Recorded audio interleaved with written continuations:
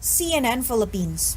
The Interior Department yesterday urged authorities to reconsider the possible shift to Alert Level 1. Interior Undersecretary Jonathan Malaya explains the challenge to observe minimum public health standards will double once local candidates begin their campaign on March 25th. There is no need to wait for a vaccine specifically made to fight the Omicron coronavirus variant. According to members of the vaccine experts panel, immunologist Dr. Martin Gies shared a recent study that shows a regular Moderna booster shot and an Omicron-specific Moderna vaccine have nearly the same antibody levels produced in monkeys. The antibody level from the primary doses of Moderna vaccines against the Omicron variant declines at the 6th week of getting fully vaccinated. A further significant decline was noted after 41 weeks. The antibody levels increased by tenfold after a third Moderna shot. It suggests here that you don't need to have an Omicron-specific vaccine just to be able to kill the Omicron variant. Okay na yung original Moderna vaccine lang yung gamitin mo kasi it's also already enough to provide you high antibody titers. And in fact, mas mataas pa siya ng konti kaysa dito sa binigyan mo ng Omicron-specific vaccine. Gies also says a separate study on monkeys showed the benefits of Moderna vaccines in reducing the viral load on infected patients. No virus was detected on vaccinated monkeys on the 8th day of the infection. But Gies clarifies these studies need further validation, including human trials. Meanwhile, infectious diseases specialist Dr. Jean Solante reminds the public COVID-19 cases could still rise again. That's why everyone who is eligible are encouraged to get boosted. Yung nakatanggap ng primary vaccine series, it's not enough protection. You need the booster. Now, if you want to transition to a lesser alert level and you want to be protected, that should be the current focus now, especially the vulnerable population. Another LRT station opens for COVID-19 vaccination. Commuters also lined up to get their shots at the Antipolo station of LRT2. Vaccination is available there every Wednesday and Friday, 8 a.m. to 5 p.m. This Recto station is also open for inoculation every Tuesday and Thursday from 8 in the morning to 5 in the afternoon. Vaccinees are urged to pre-register online so screeners can provide them the appropriate vaccine brand. Registration sites are flashed on your screens. While vaccinations prevent severe to critical infection, a study from the United States reveals people with COVID-19 may be prone to long-term cardiovascular diseases. A study from the journal Nature Medicine shows those with prior COVID-19 infections are over 60% more likely to develop heart complications. The risk was found in all ages, sexes, races, and cardiac risk factors like smoking, high blood pressure, and obesity. The study, however, was done in January last year before vaccines became widely available. Global headlines now. U.S. President Joe Biden imposing tough sanctions on Moscow over what he calls, quote, the beginning of a Russian invasion into Ukraine. The first tranche of sanctions will be against two financial institutions and Russian sovereign debt. Biden says he will also impose sanctions on Russian elites and their family members and will not go easy on Russia if they go further with the invasion. Ukraine, however, says these sanctions are not enough. No sanctions will be enough until Russian boots withdraw from Ukrainian soil. This is fundamental principle that we have to keep putting pressure on Russia. And we in Ukraine proceed from the fact that the sanctions announced today by President Biden is just the beginning of the process of deterring President Putin and making him withdraw. That's why I said in the press conference that we like what we saw today, but it certainly won't be enough, and this strategy has to be continued. Australia, Japan, the United Kingdom, and the European Union also imposed major financial and economic sanctions against Russia after Russian President Vladimir Putin ordered in troops into two pro-Moscow regions in eastern Ukraine. With the looming war between Russia and Ukraine, the government ramps up efforts to bring home Filipino nationals from the Eastern European country. But as Tristan Odalo tells us, many of them still insist they want to stay in Ukraine for now. It's wait-and-see situation for many Filipinos living in Ukraine amid the escalating tensions and the threat of war between the Eastern European country and Russia. Despite warnings of a full-scale invasion from Moscow, some images of calm and normalcy in Kyiv, Ukraine's capital. Filipina Rhea Taibov said it would be difficult for her to leave her Ukrainian husband and daughter. To be honest po, ano na rin po ako, parang feeling scared na rin po. Kasi hindi ko alam ano yung mangyari. Ngayon po, talagang okay kami dito, normal po, as wala. Hindi naman po nag-start gulo na sinasabi nila na mag-start daw po ng February 16. And then sabi nila, Sunday. So, everyday po iba-iba. Rhea says most of her Filipino friends in Ukraine also want to stay for now despite the uncertainty of the situation. Hindi po sila uuwi unless mandatory evacuation or mandatory na daw po na ng embassy, na pauwiin po ng embassy. Foreign Affairs Secretary Teddy Boy Locsin Jr. says their primary concern is to take Filipinos in Ukraine out of harm's way. The government is trying to bring them to the nearest sanctuaries the fastest possible way. OWA Chief Hans Kakdak adds that they are closely monitoring the situation on the ground and that in-country relocation is underway. Sa ngayon, wala pa naman report ng naglalabanan ng mga military forces. Basta ang sinasagawa ngayon is in-country relocation ng mga OFWs. At least 3 batches of OFWs have been relocated to safer ground. Kakdak says the government is also offering free flights to those who want to come home. Sa ngayon, nag-offer din ng free commercial flights, free plane tickets ang DFA, and may lima nang nakarating ng Biyernes ng gabi, may 2 na tinanggap yung offer ng DFA particular to free plane tickets, free flights. An international relations and security analyst says they are anticipating 2 scenarios in Ukraine should all diplomatic efforts fail. Isa sa mga likelihood na scenario ay magkaroon ng civil war sa Ukraine. So, yung civil war will become the proxy war of US and Russia. Ang isa pang possible scenario ay talagang magkaroon ng direct confrontation between NATO countries led by the US and Russian forces using Ukraine as the battleground. At pag nangyari yan, baka mag-spill over yan sa wider Europe, and that will create tremendous global economic repercussions. The analyst adds that the effect of a full-blown Ukraine-Russia war could also be felt in the Philippines. Apart from the geopolitical impact, there's also a worrying economic fallout. Experts say oil and gas prices will reach record highs as the Russian and Ukraine conflict escalates. Tristan Nodalo, CNN Philippines. When we come back on Newsnight, 7 vice presidential and 9 presidential candidates set to face off for the first time this weekend, we give you a glimpse of what to expect in the much-awaited political showdown. And find out how you can watch the upcoming BTS concert right here at home. Stay tuned.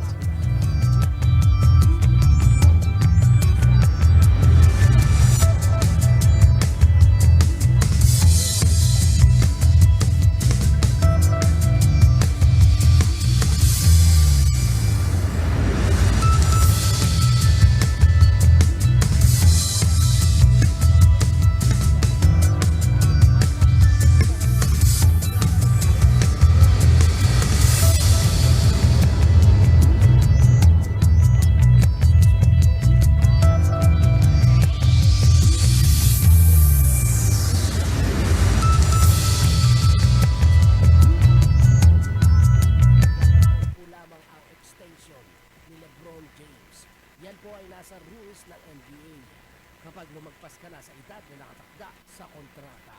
At sa history naman ni LBJ, hindi kailan sa lahat, makailang ulit nang lumipat ng kupunan si LBJ. Sa Cleveland Cavaliers, napunta siyang Miami, bumalik ng Cleveland at ngayon ay nasa Lakers. Pero iyan naman ay tuwing matapos na ang kanyang kontrata. Kapag tapos na ang kontrata niya, umaalis na siya. Hindi naman siya nagre-request ng trade para umalis. Dahil tapos na ang kontrata, malaya na siyang umalis. Yan naman ang inaasahan ng kanyang mga fans sa LA Lakers. Pero matutupad pa kaya yun? Yan ay kahit pa nag-aabang ang halagang $97 million ang naghihintay sa bulsa ni LeBron sa loob ng 2 taon sa Lakers. Yan po ang inaasahang extension contract sa susunod na season. Pero kung pipirmahan niya yan, 20 Welcome back. The waiting game continues for jeepney drivers looking forward to receiving their subsidy from the government amid rising fuel costs. The Transportation Department says it is fast-tracking the rollout. Joining us now is Rex Remigio live from Mandaluyong City. Rex, did the DOTR give a definite date already? Well, none so far. What they're only telling us is that the Transportation Department is already coordinating with the Budget and Management Department regarding the release of the 2.5 billion peso fuel subsidies at the soonest possible time. This will come from DOTR's budget under the General Appropriations Act. Every jeepney driver can receive 6,500 pesos. Drivers of bus, UV Express, TNVS, or ride-hailing app vehicles, tricycle, and other types of public transport can get the financial aid as well. This means over 364,000 drivers will now benefit from the subsidies. That's from 136,000 last year.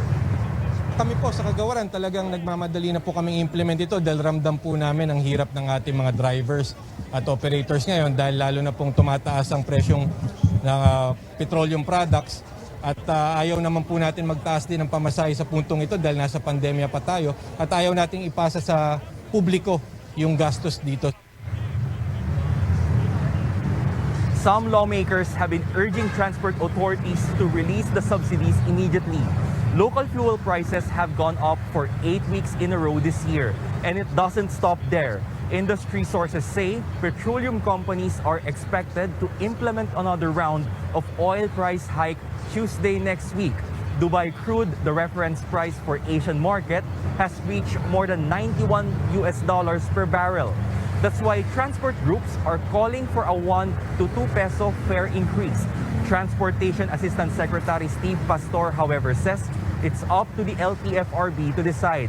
He adds that lowering the COVID-19 alert level in Metro Manila should be considered, saying this would mean more passengers and more income for drivers.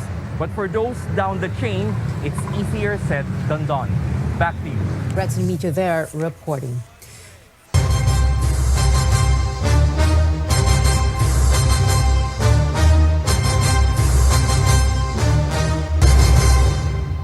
Well, 75 days before the Filipino votes, research agencies remind everyone not to decide based on results of pre-election surveys. Pulse Asia and Okta Research say surveys are merely snapshots of preferences in a specific period. The groups also caution against surveys making the rounds online, adding that people should look at the methodology to determine whether a survey or a study is reliable. There are many things that affect the reliability of the survey and really has to do with the questionnaire, for example, the method that is used in terms of conducting the survey, and the sampling per se is something that's important. Surveys are there to provide information, but they should not be the basis of your vote. Your vote should be disciplined by ideas, platform, program of your candidates and the parties that you're supporting. Earlier this week, the University of the Philippines School of Statistics warned against surveys with questionable methodologies, calling them Kalye surveys that ask people on the streets who their preferred candidates are. Now, look at what some presidential candidates are up to. The Lakas CMD party claims 28 out of 31 mayors in Negros Occidental are backing Bongbong Marcos and Sara Duterte. It adds all 6 congressional district representatives in the province have also expressed support for the tandem. During the 2016 vice presidential race, Marcos only got 13% of the votes in that province against Leni Robredo's 59%. Farmers in Sumilao, Bukidnon marched with Robredo again, this time in support of her presidential bid. They also rallied behind her VP run in 2016. Back in 2007, Robredo marched with Sumilao farmers to fight for the reclamation of their 144-hectare ancestral land. Senator Manny Pacquiao is pushing for a higher minimum wage to help families deal with rising prices of basic goods. He made the call after visiting 2 wet markets to buy groceries. He says the experience made him realize the minimum wage of 13,000 pesos is no longer enough for an average Filipino family of 4. Senator Ping Lacson denies attacking another candidate when he talks about thieves in government.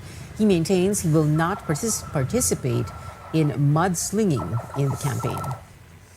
So, nung habang nasa Baguio kami, tinawagan ako. Sabi sa akin, taga Cebu to pre, pakiusap naman ni baka naman, wag mo namang atakihin. Sabi ko, give me proof na meron akong inattack na presidential candidate. Wala. Pag sinabi kong galit kami sa magnanakaw, galit kami sa magnanakaw. Wala kami sasabing galit kami kung kanino. Walang tao. Kung may tinamaan, hindi namin kasalanan ni Senate President yun. Manila Mayor Isko Moreno is pushing for a number of changes to the Constitution if elected president. These include a region-based Senate, a two-party system, and tandem voting or a single vote for president and vice president. Moreno believes such moves will help unite Filipinos and prevent partisan politics. Dalawa bawat rehiyon. So that is 34 senators. Ngayon, at least papanatag yung mga taga-Samar, taga-Leyte, o taga Iloilo, o taga Batanes, o taga Tawi-Tawi, na meron silang senador na kapitbahay nila, alam ang kultura, tradisyon at kostumbre nila, o yung kanilang mga pamana, na makikipaglaban sa resources ng gobyerno para dalhin sa kanilang mga relihiyon at kanya-kanyang lugar. This weekend's back-to-back political showdown, the first presidential and vice presidential debates with an almost complete attendance, will be as exciting and impactful as the CNN Philippines vice presidential debate in 2016, except this time there will be no live audience, adhering to health and safety protocols amid the pandemic. Our senior correspondent David Santos gives us a preview of what to expect. Inside the debate hall at the University of Santo Tomas, a significantly smaller and socially distanced crowd as part of extra precautions during this pandemic. Only about 200 people, including credentialed staff, will be allowed in. Debate partner Microsoft Philippines will provide the technology for a virtual and interactive audience. Well, in coordination with UST as our venue, they have set the health protocols. So there will be testings for all of the staff, the crew, the suppliers, and even security. Candidates can be accompanied by an entourage of up to 10 people. Everyone has to present a negative COVID test taken within 24 hours, as well as vaccination cards. Mask wearing will be mandatory. 9 presidential and 7 vice presidential candidates have confirmed their attendance. On stage, they'll be standing at least 1 meter apart. There will be no handshakes, while the small crowd in the audience will be discouraged from cheering or heckling. Empty podiums with their names on it will be kept on the stage for candidates who opted to skip the debates. Being a politician in a democracy means you will be challenged by the opposition all the time. You will be asked difficult questions by the media all the time. You are held up to international scrutiny. If you can't even handle a debate, you probably shouldn't be there. For 2 hours, those present will battle it out over the pandemic, the economy, corruption, and peace and order, among other big issues. CNN Philippines anchors Rico Hizon and Ruth Cabal will moderate Saturday's vice presidential debate, and Pia Ontiveros and Pinky Webb for the presidential debate on Sunday. Meron din tayong mga ibang phone-in questions or questions from social media para talagang mapupulsuhan natin yung ground, no? Yung mga issues na talagang, kumbaga yung sinasabi nga natin, malapit sa sikmura, no, ng mamamayan. The candidates will all be given limited time to answer and rebut opponents with the hopes of keeping their exchanges lively but also civil and respectful. David Santos, CNN Philippines. Police are on hand to secure the UST campus this weekend. Manila Police District Director General Leo Francisco says more than 100 personnel will be deployed to enforce strict security checks starting noontime Saturday, February 26th. May mga team kami mag-inspect sa venue, may mag-inspect kami sa within the perimeter of the venues. Kailangan talagang prepared kami, kailangan namin masecure yung bawat isa, lalo na yung ating mga kandidato at yung mga taong pupunta doon. So andun pa rin yung pag-maintain ng minimum public health standard, andun pa rin yung pag-wear ng face mask at yung distancing. So yun yung mga titingnan natin sa araw na yun.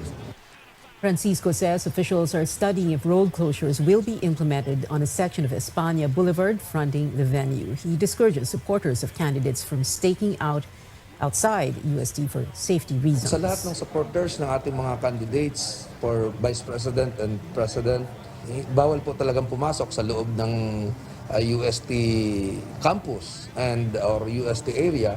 Kaya nakikiusap po ang pamunuan ng Manila Police District na para maging maayos po ang lahat, mas magandang hintayin na lang natin sila. Live naman ito na mapapanood sa CNN. COMELEC has approved CNN Philippines' request for accreditation for its vice presidential and presidential debates this weekend. The approval came during the COMELEC's en banc session this afternoon. CNN Philippines has assured the poll body that it invited all candidates to the debates and complied with health protocols. The network will also submit all documents necessary for this accreditation. So join us as we remain committed to helping the Filipino make an informed choice on May 9th. Catch 7 out of 9 vice presidential candidates in our debate this February 26th, live at the University of Santo Tomas.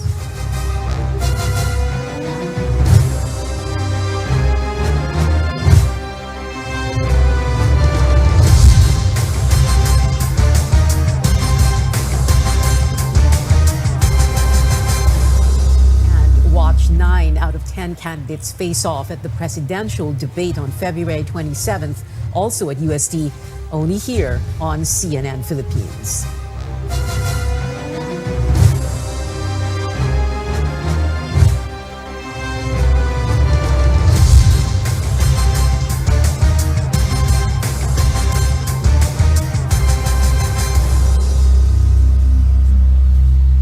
Coming up, Olympic pole vaulter EJ Obiena makes the country proud again with a victory at the Orlin Copernicus Cup.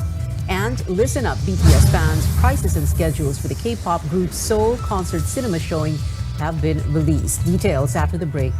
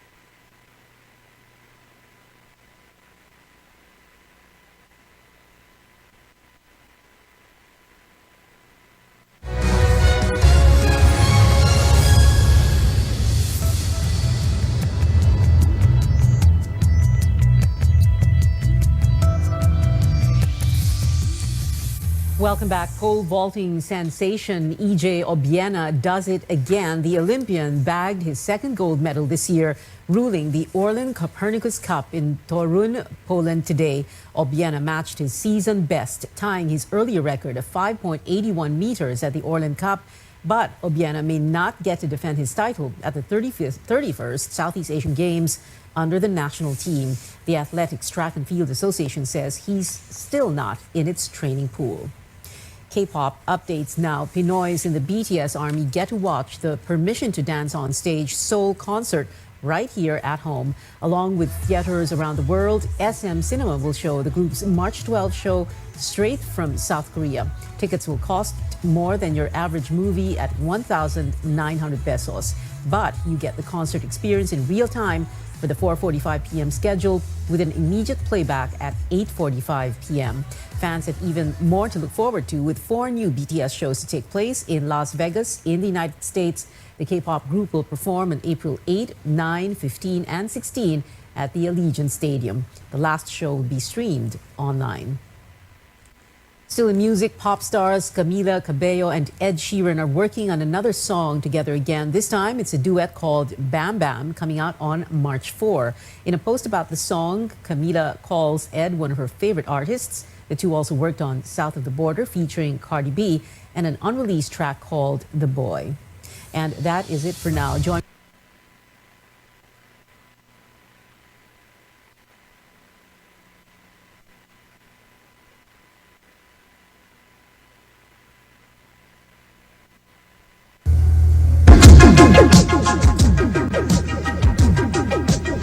RPN, Radio Philippines Network Incorporated, DXKO.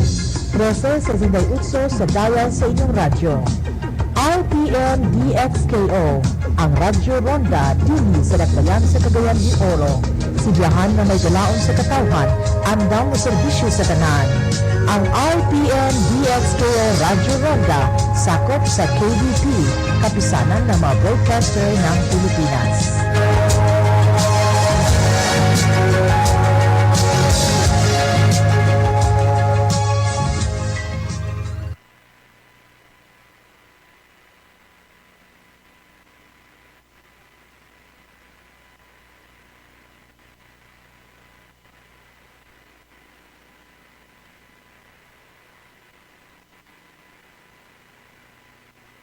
SMC.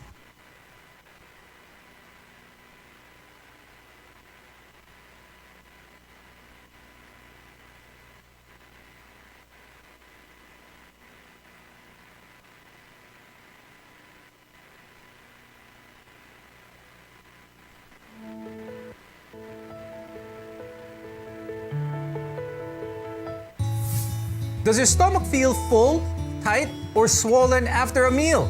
Chances are you're probably bloated. Bloating causes the belly to look larger than usual, and it may also feel tender or even painful. It has a lot to do with what you eat and how quickly you eat. On today's program, we'll talk about why and when bloating happens. We want to help you better understand the care you need and deserve. I'm Dr. Freddy Gomez, and you're watching MedTalk Health Talk on CNN Philippines.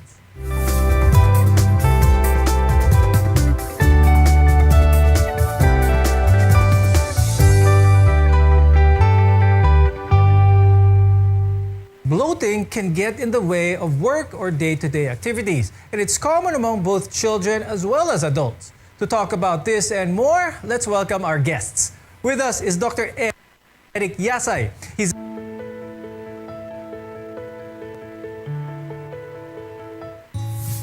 Does your stomach feel full, tight, or swollen after a meal? Chances are you're probably bloated. Bloating causes the belly to look larger than usual, and it may also feel tender or even painful. It has a lot to do with what you eat and how quickly you eat. On today's program, we'll talk about why and when bloating happens. We want to help you better understand the care you need and deserve. I'm Dr. Freddy Gomez, and you're watching MedTalk Health Talk on CNN Philippines.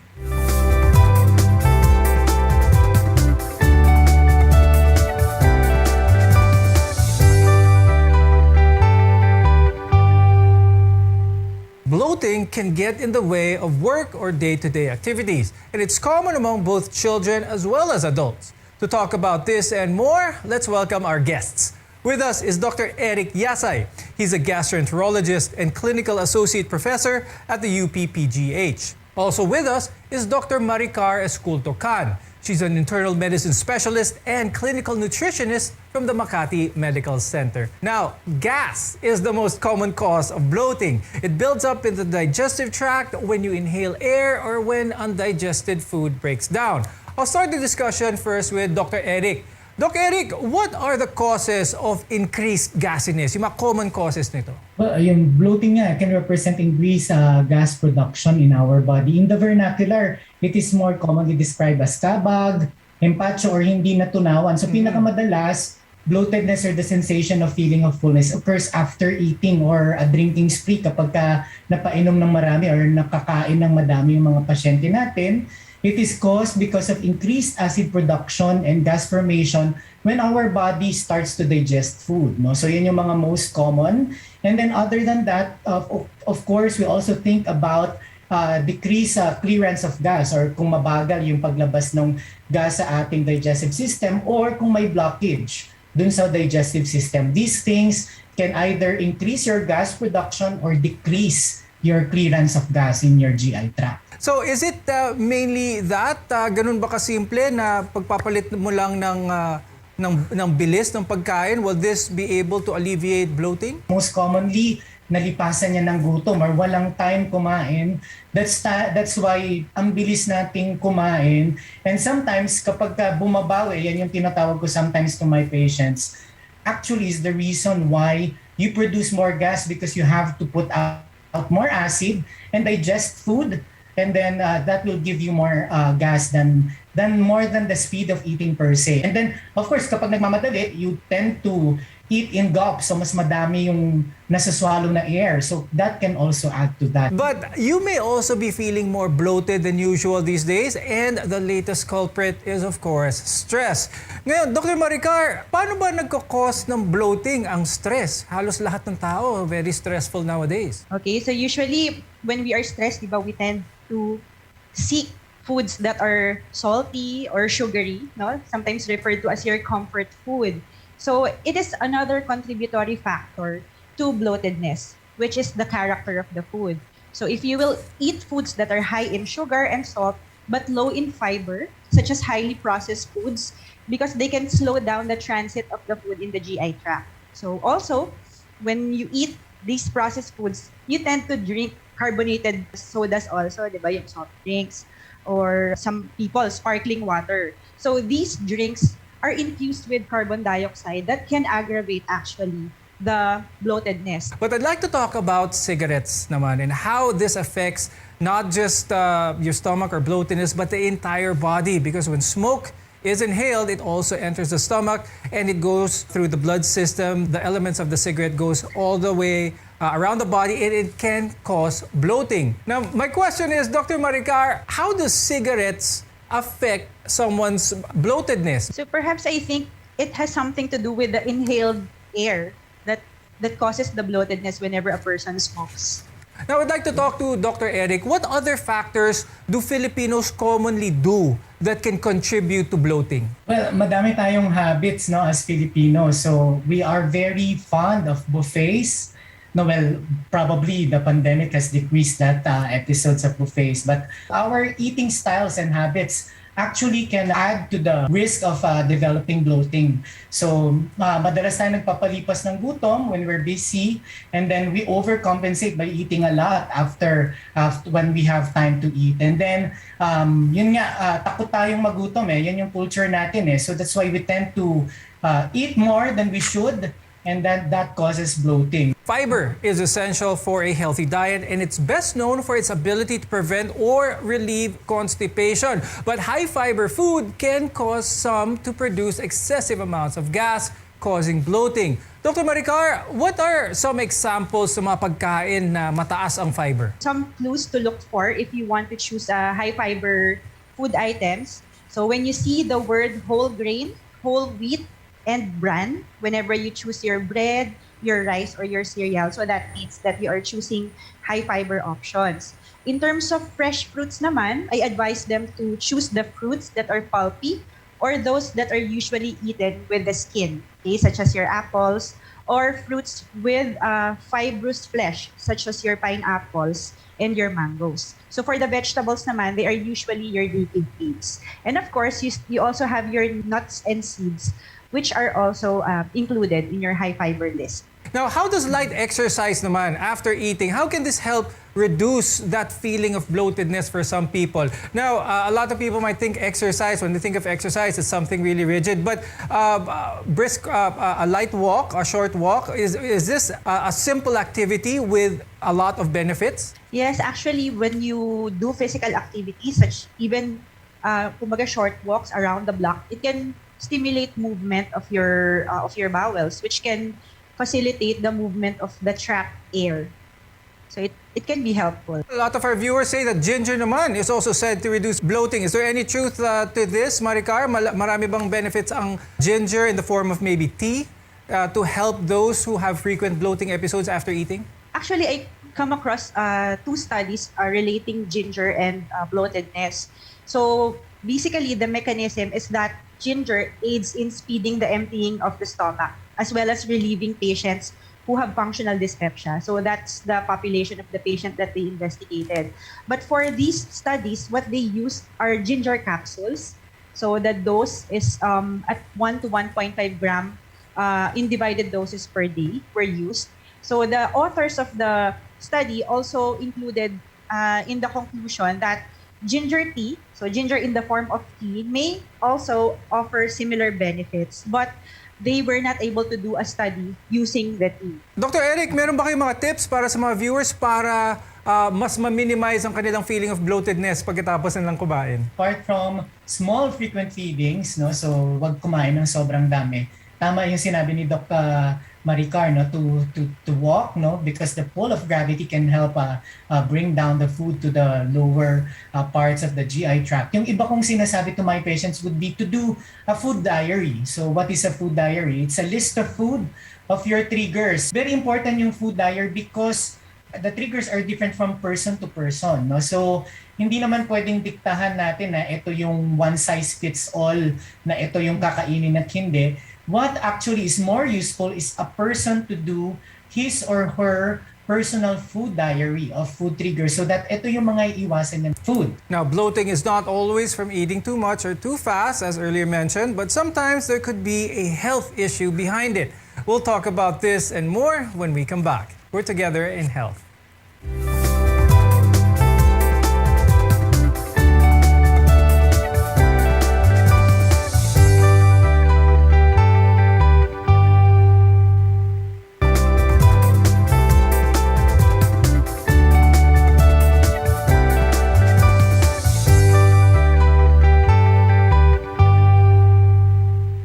Bloating is usually normal, but it can also be something serious.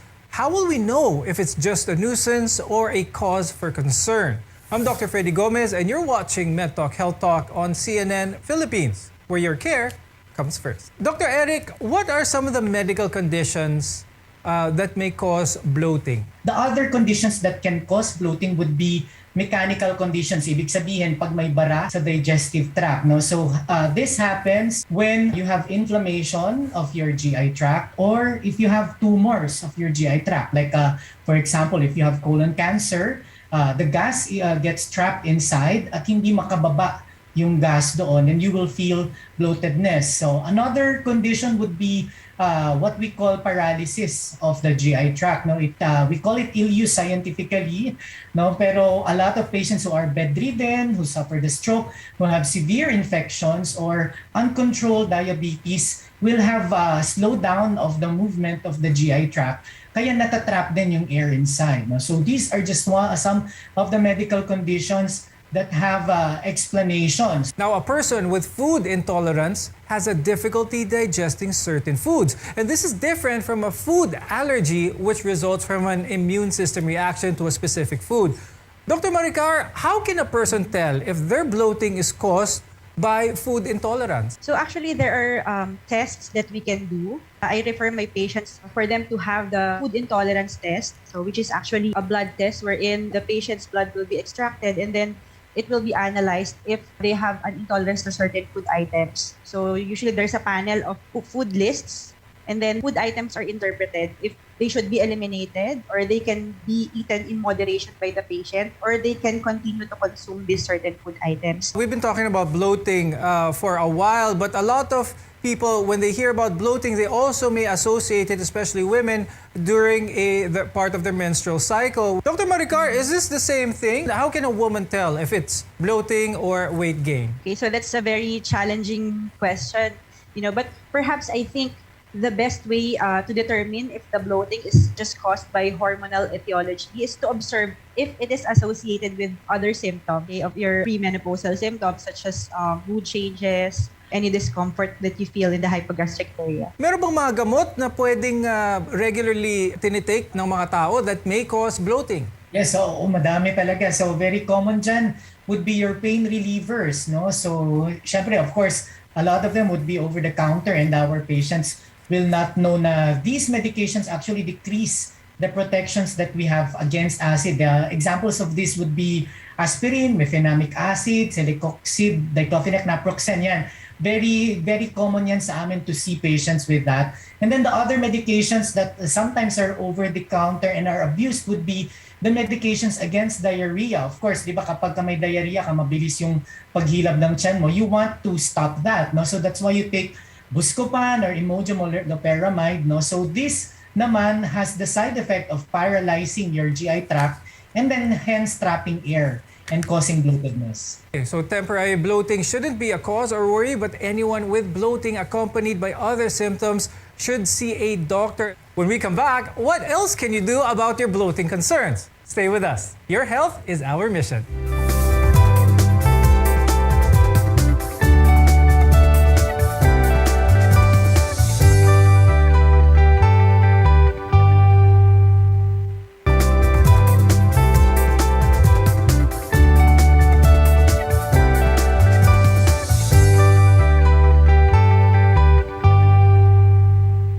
In most cases, the symptoms of bloating can be prevented by adopting a few healthy lifestyle changes. I'm Dr. Freddy Gomez, and this is MedTalk Health Talk on CNN Philippines. We're your connection to healthcare.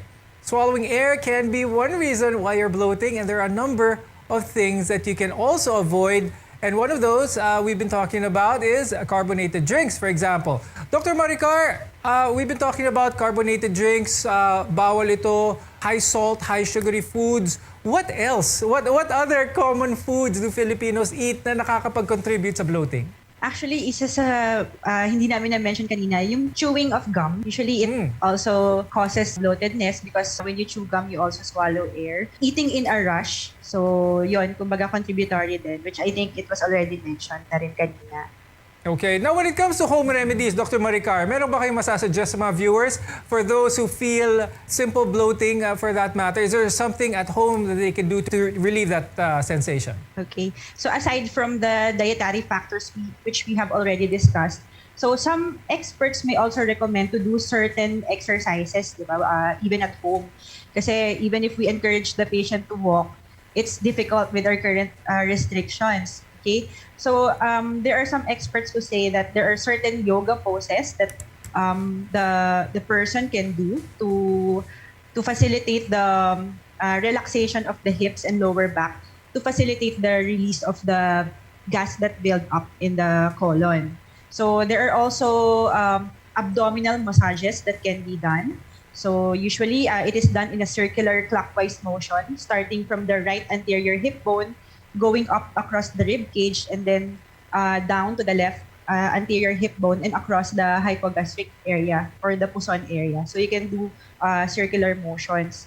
But I would just like to remind that if you will do these exercises, at least give your stomach a time to empty. So that usually takes mga 2 to 3 hours. So if after that interval, you still feel uncomfortable and you still feel that there is trapped air in your tummy, so you can try to do these maneuvers at home. Okay, very good advice. First time I heard of those exercises. I'm going to try that next time I feel bloated. Now, Dr. Eric, the whole point of trying to relieve the symptoms of bloating is try to let the gas out, try to release that gas. But are there medications that you prescribe your patients who have a more difficult time, those with bloating sensations that last for more than 2 to 3 hours? We first try to analyze what causes the bloating. So if it's hyperacidity, we give antacids, or acid suppressants. So if there's a motility problem, ibig sabihin hindi gumagalaw talaga yung bituka, we can give prokinetics. So some of this would be, our viewers will be more familiar with Plasil, like metoclopramide and domperidone, or Motilium. So these are just some of the medications that can make your GI tract move. Others would be yung mga antispasm naman. This would be, of course, relying on a diagnosis. So it's very important na before you self-medicate, you try to analyze first kung ano talaga yung nararamdaman, especially if you've alarm symptoms na bumabara yung bituka. Dr. Maricar, before we go, do you have any advice for our viewers with regards to the proper diet or what kind of diet para ma-minimize naman ang bloating? We usually recommend talaga an individualized diet approach. Okay, so we emphasize that there is no one-size-fits-all diet. We can give you the general recommendations as we have mentioned earlier. But if you want a more tailor-fit or customized diet, so you can keep a food diary and then you can consult a registered nutritionist dietitian. You can show them the food diary so that they can prepare a good diet plan that is appropriate based on your condition. And Dr. Eric, any parting words or advice for our viewers when it comes to minimizing bloatedness? Well, ako, siguro probably aside from stopping smoking would be your food habits. No? So be aware that we want small frequent feedings. Don't skip your meals. Yan naman yung usual advice. And then of course, when you develop alarm symptoms, seek consult right away. And we're glad you could have joined us here on Med Talk Health Talk. Thank you, gastroenterologist Dr. Eric Yasay and clinical nutritionist Dr. Maricar Esculto-Can. Bloating is rarely a symptom of something serious. For most people, the remedy is simple. Control portion sizes, eat less fats, and eat slow enough as well as stop smoking. I'm Dr. Freddy Gomez, and this is Med Talk Health Talk on CNN Philippines. We're here to help build a healthier future for you.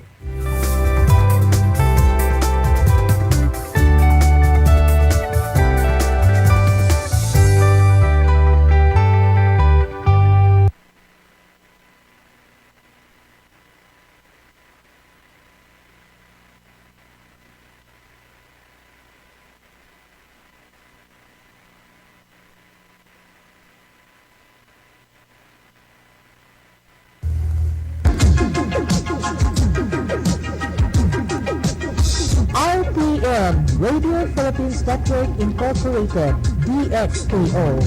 13.68 sa dial sa inyong radyo. RPN DXKO, ang Radyo Ronda, dini sa Dakbayan sa Cagayan de Oro.